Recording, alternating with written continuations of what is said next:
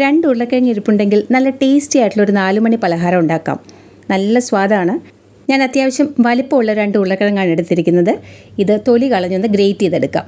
Great ചെയ്ത ശേഷം ഇത് വെള്ളത്തിലിട്ട് വെക്കണം. എന്നിട്ട് നല്ലപോലെ ഒന്ന് പിഴിഞ്ഞെടുക്കണം.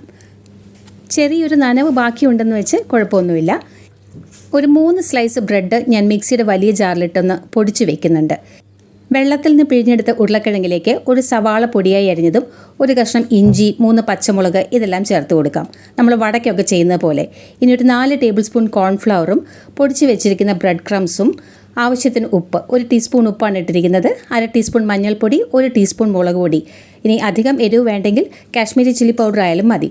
ഒട്ടും വെള്ളം ചേർക്കാതെ നല്ലവണ്ണം കൈകൊണ്ട് തന്നെ കുഴച്ചെടുക്കാം. ഇതുപോലെ നമുക്ക് ഷേപ്പ് ചെയ്തെടുക്കാൻ പറ്റും. വടയുടെ ഷേപ്പ് ആക്കണമെന്നും നിർബന്ധമില്ല. ഒണിയൻ പക്കോടയൊക്കെ ഉണ്ടാക്കുന്നത് പോലെ വേണമെങ്കിലും ചെയ്യാം. അതൊക്കെ നിങ്ങളുടെ ഇഷ്ടം പോലെ ചെയ്യുക. ഞാനിപ്പോൾ ഇതാ കുറച്ച് ഷേപ്പ് ചെയ്ത് വെക്കുന്നുണ്ട്. എല്ലാം കൂടി ഒരുമിച്ച് ഷേപ്പ് ചെയ്ത് വെക്കുകയും വേണ്ട. ഇനി എണ്ണ ചൂടാകുമ്പോൾ അതിലേക്കിട്ട് ഫ്രൈ ചെയ്തെടുക്കാം. മീഡിയം ഫ്ലെയിം മെയിൻറ്റെയിൻ ചെയ്യുക. ഒരു 2 മിനിറ്റിന് ശേഷം മാത്രം തിരിച്ചിട്ട് കൊടുത്താൽ മതി.